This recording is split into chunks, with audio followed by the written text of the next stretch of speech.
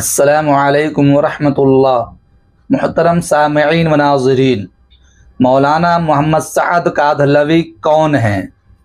उनकी शख्सियत क्या है? दीनी व दावती मसाइल जमीला क्या है? मैं हूँ MAD कासमी और आप देख रहे हैं ask MAD Qasmi YouTube channel. अजीज दोस्तों,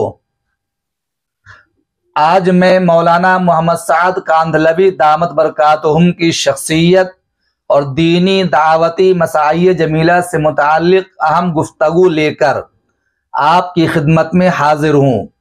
कई लोगों ने फ़ोन करके, कुछ ने कमेंट्स करके और कुछ दोस्तों ने बराह रास्त मिलकर मौलाना सअद कादहलवी अमीर तबलीग मरकज़ निज़ामुद्दीन दिल्ली की शख्सियत पर वीडियो क्लिप तैयार करने की दरख्वास्त की।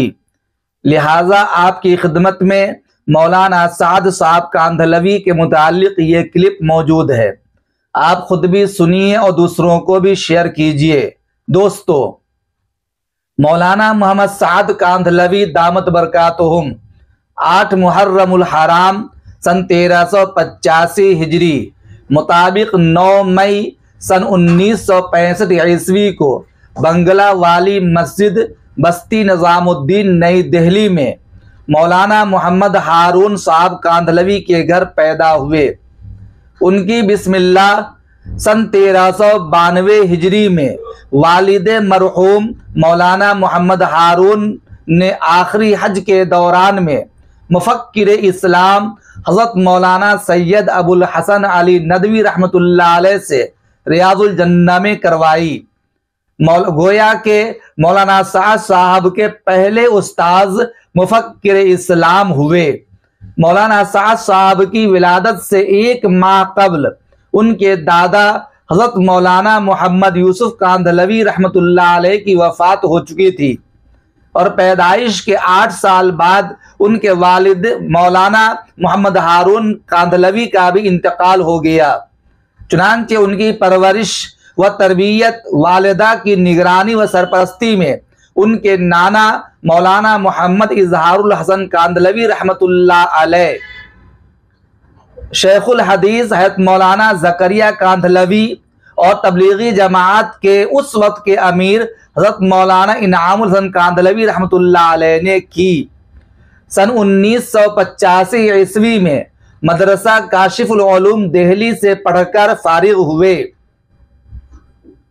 और वहीं पर अब तक दीनी व दावती खिदमात में मसरूफ़ अमल हैं। हज़रत मौलाना सैयद सलमान सहारनपुरी जो हज़रत शेख ज़करिया रहमतुल्लाह अलैह के दामाद थे और जामिया मज़ाहिर उलूम सहारनपुर के साबिक नाज़िम थे कि बड़ी साहबजादी बरीरा खातून से अक़्द मसनून हुआ, जिनसे 3 फर्जंद मोहम्मद यूसुफ, मोहम्मद सईद और मोहम्मद सऊद हैं। माशा अल्लाह, हज़रत मौलाना सअद साहब का इल्म शुस्ता और इल्म पुख्ता है। जब इज्तिमाआत में खिताब फरमाते हैं तो ऐसा महसूस होता है कि हज़रत मौलाना मोहम्मद यूसुफ फिर जिंदा हो गए हैं। इल्म व अमल, इखलास व लिल्लाहियत, तक़वा व इनाबत, जिम्मेदाराना हैसियत और जूदो सखा में अपने आबाओ अजदाद के सानी व परतो हैं। इस वक्त दावत तबलीग के सफ़े अव्वल के अकाबिर में से हैं। दोस्तों, चूंकि आपके बाप, दादा और परदादा सभी इस काम के रूह रवा रहे हैं, इसलिए इस काम की अजमत व अहमियत इनके दिलो दिमाग में इस तरह जागुज़ी है और पेवस्त है कि जागते सोते वो इसी के दाई और मुबल्लिग हैं। हज़रत मौलाना सअद साहब ने मौरूसी तौर पर और इसी माहौल में परवान चढ़ने और इसकी कायद शख्सियात की सोहबत इख्तियार करने की बिना पर दावत के मिजाजो मजाक को न सिर्फ समझ लिया है बल्कि अपने अंदर समो लिया है और अपने ऊपर तारी कर लिया है। आप शेखुल हदीस हज़रत मौलाना मोहम्मद ज़करिया मुहाजिर मदनी रहमतुल्लाह अलैह, हज़रत जी मौलाना मोहम्मद इनामुल हसन कादहलवी रहमतुल्लाह अलैह, हज़रत मौलाना मोहम्मद इजहारुल हसन कादहलवी रहमतुल्लाह अलैह, हज़रत मौलाना सैयद अबुल हसन अली मियां नदवी रहमतुल्लाह अलैह की सोहबतों से फैज़ याब हुए हैं और उनके बाद हज़रत मौलाना मुफ्ती मोहम्मद इफ्तिखारुल हसन कांदलवी साहब रहमतुल्लाह अलैह, जो सरपरस्ते खानदान कांधला व मरकज निजामुद्दीन और खलीफा मजाज हज़रत मौलाना शाह अब्दुल कादिर साहब रायपुरी रहमतुल्लाह अलैह इस्लाही ताल्लुक रखते थे, जबकि इजाजत व खिलाफत हज़रत मौलाना सैयद अबुल हसन अली मियां नदवी रहमतुल्लाह अलैह और हज़रत मौलाना मुफ्ती मोहम्मद इफ्तिखारुल हसन कांदलवी रहमतुल्लाह अलैह से रायपुरी सिलसिला में हासिल है।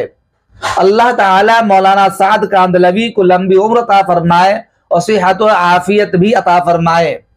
दोस्तों, इस वक्त जितने भी आलमी इज्तिमाआत होते हैं और जहां कहीं भी हज़रत मौलाना साद साहब शिरकत, जहां कहीं भी इज्तिमा होता है जरूर तशरीफ ले जाते हैं और मौलाना साद साहब की शिरकत जरूर होती है, क्योंकि काबिल तारीफ और अच्छे अंदाज में मौलाना साद साहब दावत तबलीग के बुनियादी तकाजे और उसकी अहमियत और ज़रूरत पर रोशनी डालते हैं। जब खिताब फरमाते हैं तो ऐसा महसूस होता है कि हज़रत मौलाना इलियास साहब रहमतुल्लाह अलैह और हज़रत जी मौलाना मोहम्मद यूसुफ साहब रहमतुल्लाह अलैह की निस्बत अब आप में मुंतकिल होती नजर आ रही है। और इन हजरात के बारे में जो सुनते थे कि 4-4 घंटा के बयानात में ऐसे ऐसे मज़ामीन कबील अज वारदात गैबिया बयान होते थे कि लोगों के मुंह खुले के खुले रह जाते थे। यकीन कीजिए कि मौलाना साद साहब के बयान में भी यही सूरत हाल होती है। क्या आलिम और क्या जाहिल, क्या नया और क्या पुराना, क्या छोटा और क्या बड़ा, हर एक पर अजीब सी कैफियत तारी रहती है। पूरा मजमा ध्यान लगाए, एक एक बात को गौर से सुनता और अपनी जिंदगी संवारने का अज़्म इरादा करता है। मौलाना साद साहब के बयान की खूबी यह है कि उनके बयान में उम्मत का एक दर्द व गम होता है, अल्लाह से मिलाने का एक सोज व इश्क होता है, नबी करीम सल्लल्लाहु अलैहि वसल्लम की सुन्नत पर लाने का जोश व जज्बा होता है। उनके बयान वह सब कुछ होता है जिसकी आज उम्मत को जरूरत है। ये अलग सी बात है कि उनके बयान में बहुत से ऐसे जुमले सादिर हो जाते हैं जो काबिल अख्ज़ होते हैं, उलमा पकड़ते हैं, उनका मुआखजा करते हैं। माजी करीब में ही दारुल उलूम देवबंद से कई फतावे उनके बयान के खिलाफ आए और काफी हंगामा हुआ, लेकिन बहरे कैफ अगर किसी के अंदर 10 में से 9 खूबी हो और एक बुराई भी अगर सादिर हो जाए तो 9 खूबियां गालिब आती हैं। आज पूरी दुनिया के अंदर जो मौलाना साद साहब का मकाम व मर्तबा है वो दीगर शख्सियात का मकाम व मर्तबा नहीं है। अल्लाह का फजल है कि उनके जरिए से कितने इंसान जो बेनमाजी थे नमाजी बन गए, शराबी थे, जुआरी थे, डाकू थे, लुटेरे थे, कज़्ज़ाब थे, रहज़न थे, वो सब के सब राह रास्त पे आ गए और यही कामयाबी की दलील है। आज उनके दिल में पूरी उम्मत के लिए कुढ़न और दर्द होता है कि कैसे सारे लोग राह रास्त पर आ जाएं, दीन पर गामजन हो जाएं। इसके लिए हम वक्त वो मसरूफ़ अमल रहते हैं। ये अल्लाह का फजल है कि आज उनके खिलाफ गरजे बहुत सी हवाएं चलती हैं, चलाई जा रही हैं, लेकिन उनकी जात पे कोई असर नहीं पड़ता, बल्कि वो तमाम चीजों से किनारा कश होकर अल्लाह अल्लाह कहने में, लोगों को अल्लाह का तारुफ कराने में, अल्लाह की तरफ लाने में लगे हुए हैं। अल्लाह ताला उनके सिलसिले को कायम और दायम रखे और तमाम नजर बस से हिफाजत फरमाए। आज की दुनिया में उनके मुतालिक लोगों की राय किया है, इंशाअल्लाह अगली वीडियो में उसे पेश करने की कोशिश करूंगा। इस वीडियो को जितना ज्यादा हो सके शेयर कीजिए, लाइक कीजिए, चैनल को सब्सक्राइब कीजिए और अगर पहली मर्तबा चैनल से जुड़े हुए हैं तो बेल आइकन को जरूर क्लिक कीजिए ताकि हर वीडियो का नोटिफिकेशन आपको पहले पहुंच सके। अस्सलामु अलैकुम व रहमतुल्लाह।